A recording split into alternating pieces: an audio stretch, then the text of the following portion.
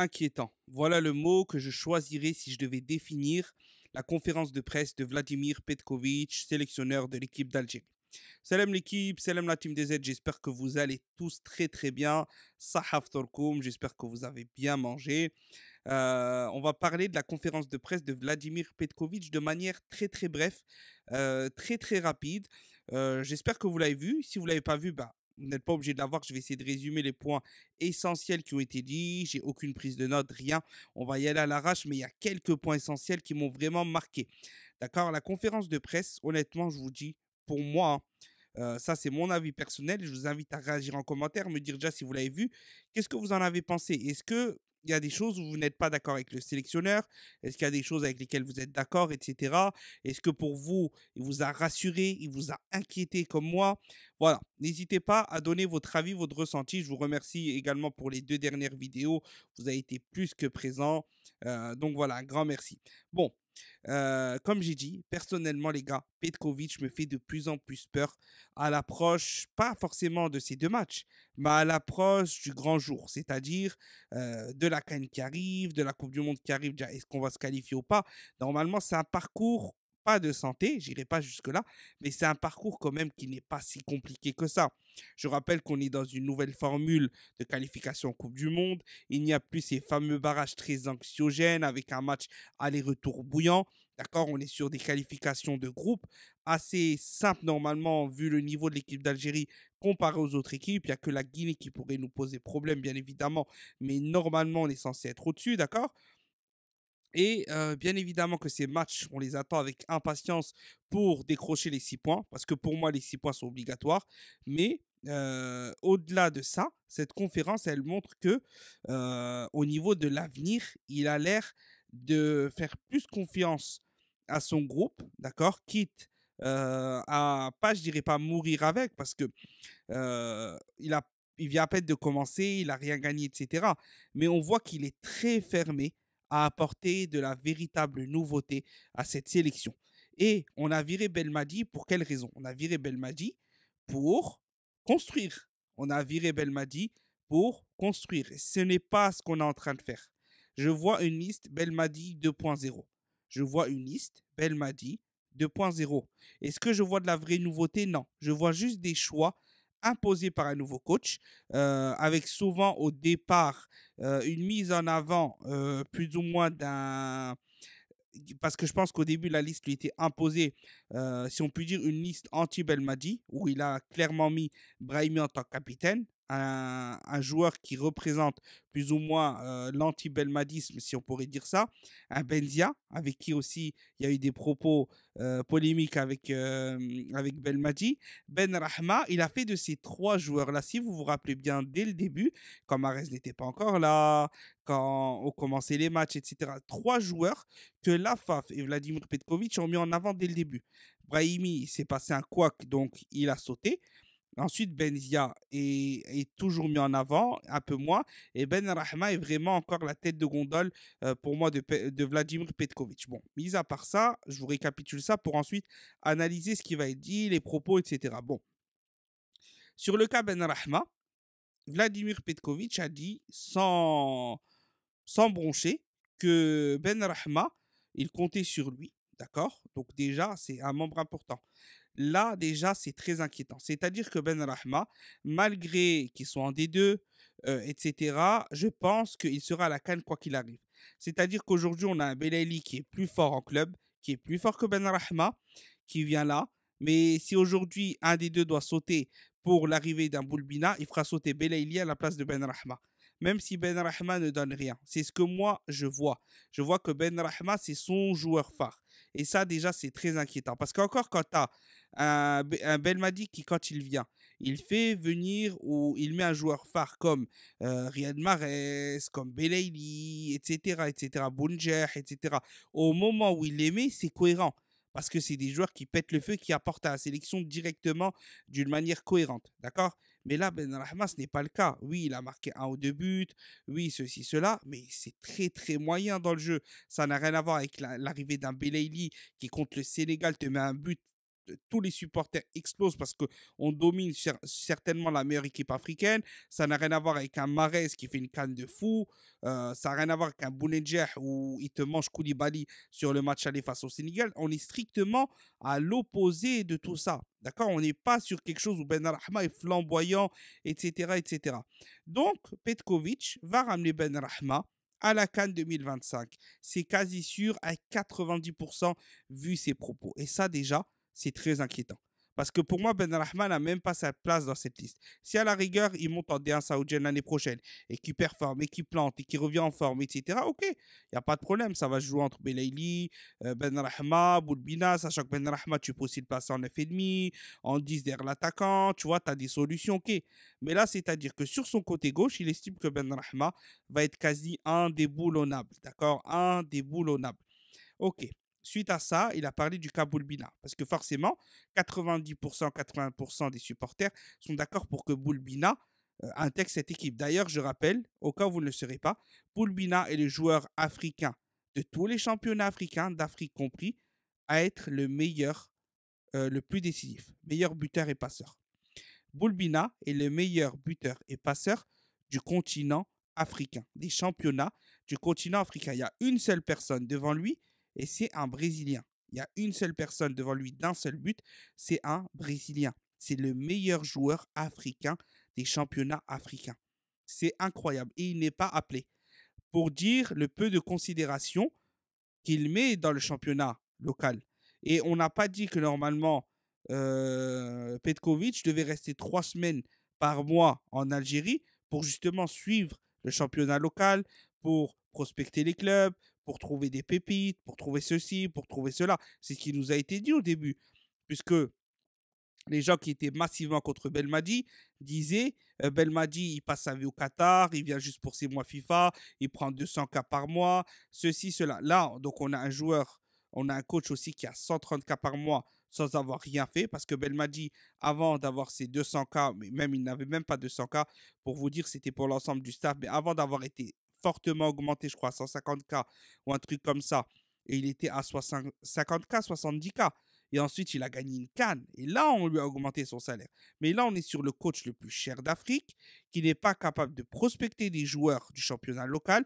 Et on a des bons joueurs dans le championnat local. Je ne dis pas que c'est parfait. Et quand on entend donc que un Boulbina vient de commencer, entre guillemets, sa saison, vient de commencer sa carrière, etc., tu vois qu'il n'est pas du tout à jour. Boulbina, ça fait 3 ans qu'il est professionnel. Cette année, il est en train d'exploser, comme on vient de le rappeler précédemment. D'accord. Donc, tu n'as aucune excuse pour pas le convoquer. C'est même la base puisque tu as appelé pour construire une équipe en vue de la Coupe du Monde 2026. Les objectifs de la CAN, la CAN 2025 sont plus ou moins faibles. D'accord. Ils ne sont même pas vraiment hauts. L'objectif, ce qu'on attend après les désillusions, c'est la Coupe du Monde 2026. D'accord. Et là, on est en train de se diriger vers, comme j'ai dit, Nice Belmadi 2.0. Très peu de jeunesse. Un groupe qu'il souhaite conserver alors que ce groupe, il n'a rien gagné avec. Au contraire, il a ramené seulement 4 points sur 6 pour cette phase de Coupe du Monde pour le moment, d'accord. Ou 9 points, en tout cas, il y a une match perdu face à la Guinée, ou le match nul, pardon. Donc, il n'y a même pas de groupe à conserver. On est très loin de Belmadi qui gagne une canne. Et même lui, il a fait l'erreur de conserver son groupe. Et ça lui a coûté très, très cher. Donc, dans ce que je vois déjà de cette analyse sur le cas Benrahma Boulbina, c'est que déjà, c'est très inquiétant pour la suite. C'est inquiétant pour la canne, c'est inquiétant pour la Coupe du Monde. Parce qu'y aller pour faire de la figuration, ça n'a aucun intérêt. Ça n'a aucun intérêt. Je suis désolé. Si on va, c'est pour faire quelque chose. À la canne, allez, au moins sortir en huitième, en quart, mais Alice, tu vois, déjà, ça sera mieux que les années précédentes. On sait qu'on n'a pas forcément le coach qu'il fallait, etc. Mais en Coupe du Monde, au moins, essayer de faire un huitième, un très beau huitième, voire d'arriver à un quart. Sinon, ça n'a aucun intérêt. Se qualifier pour se qualifier, ceci n'a aucun intérêt, sachant qu'en plus de ça, tu conserves des joueurs anciens. Et donc, après 2026, tu n'as rien gagné, tu dois tout reconstruire. D'accord. Donc, ça, c'est problématique. Autre chose, autre point qui m'inquiète à ce niveau-là, c'est quand il parle de Titraoui, bah justement, c'est dans le même cas que Boulbina. Pour lui, les joueurs actuels lui donnent plus de satisfaction, etc. Mais comment tu peux dire qu'aujourd'hui, un Titraoui, on parle même pas de Titraoui, parlons juste d'un Belkebla. Un Belkebla mérite tous les jours sa place à la place d'un Zorgan. D'accord? Donc là, tu es en construction. Si déjà tu es attaché à ton groupe alors que tu n'as rien fait, ça va pas le faire. Pour la suite, ça va pas le faire. D'accord? Donc voilà, moi, c'est vraiment ces éléments-là qui m'ont inquiété, qui me font peur, parce que je me dis que où on va aller avec ce coach-là. Où on va aller avec ce coach-là. De toute façon, pour moi, d'accord, si on ne ramène pas les 6 points, il faut changer. Erreur de casting, on prend Bouguera et on continue comme ça. Parce que vraiment, les gars, au moins si on aurait pris Bouguera, je le dis, je le répète, c'était pas mon premier choix. Moi, par exemple, j'aurais voulu un Hervé Renard, quelque chose comme ça, tu vois. Même un Vaïd, hein. Un Vaïd, j'étais pour moi à 100%, sachant qu'il a une revanche à prendre face au Maroc, etc. Il aurait été très, très motivé et lui, il sait repartir à partir d'un groupe de rien, garder peut-être un ou deux cadres à la limite. Lui, on aurait plus vu Marès, on aurait plus vu Belaïli, on aurait plus vu certains joueurs, on aurait vu que Ben Sebaini, je pense Mandy serait plus là. Il n'y aurait que Ben Sebaini et Benasser qui seraient restés. Je vous le dis direct, avec Vaïd, on serait parti sur de la vraie reconstruction. Et après 2026, tu lances Bouguera, Vaïd adjoint, Vaïd et Bouguera adjoint, ça aurait été parfait. D'accord? Même la Petkovic et Bouguera adjoint, ça aurait été mieux déjà, à condition que Petkovic construise. Parce qu'au moins, si on construit et qu'on se plante, d'accord, et ben, au moins pour 2026, on a des éléments qui prennent de l'expérience, etc. Et on peut construire pour 2027, 2029, 2030. Mais là, on n'est rien en train de construire. Comme j'ai dit, c'est du Belmadi 2.0. Belmadi 2.0 en beaucoup moins, pour moi, beaucoup moins, euh, on va dire, efficace. Beaucoup moins efficace. Parce qu'avec Belmadi, vous pouvez dire ce que vous voulez, mais à l'extérieur ou sur les matchs avant qualif, on flippait pas. Les gars, on repartait toujours avec la victoire. Toujours, toujours, toujours. Là, il y a déjà eu un couac face à la Guinée. Et sur ces deux matchs-là, je pense qu'on est plusieurs à pas être rassurés. Après aussi les hécatombes de blessures. Hein, Abdelli forfait, Benasser qui est pas là, Hadj Moussa qui est pas là, Mandria finalement qui part. Vraiment, il y a beaucoup, beaucoup d'interrogations. D'accord? Il y a beaucoup d'interrogations sur ce point-là. Et également, il faut savoir qu'à un moment, il a parlé d'une chose vraiment, mais je crois qu'il ne s'est même pas rendu compte de ce qu'il parlait. Par rapport au sujet justement de la concurrence, etc., il a dit que les portes étaient ouvertes à tous les joueurs, ceci, cela, d'accord, en parlant de Boulbina, de Titraoui, ceci, cela. Et il dit le football, ça va très vite. En gros, même moi, j'aurais pas pensé être sélectionneur d'équipe nationale. Mais est-ce que vous vous rendez compte ce qu'il a dit? Je crois que c'est passé inaperçu. Mais en gros, il a fait un petit après, il s'est tout de suite arrêté.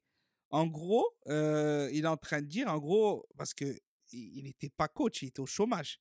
En gros, on est allé me chercher au chômage et là maintenant je suis à nouveau entraîneur. Et les gars, c'est une dinguerie de dire ça. C'est une dinguerie de dire ça. Je crois que c'est passé inaperçu. Il n'y a pas beaucoup de gens qui l'ont relevé. Mais à un moment, il dit ça. Et je me suis dit, mais ouais, c'est une dinguerie, tu dis ça. En gros, ça veut dire, je suis au chômage, j'étais éclaté, mais on est quand même venu me chercher. Donc le football, ça va très vite, je peux me relancer vite, ceci, cela. Mais c'est pas rassurant de dire ça. Tu vois, donc il est dans cette logique-là où il est en mode de, même lui, il essaye de se prouver quelque chose, etc. Ou est-ce qu'il est en mode un peu, je m'en fous, je fais mon contrat, je fais ce que j'ai à faire.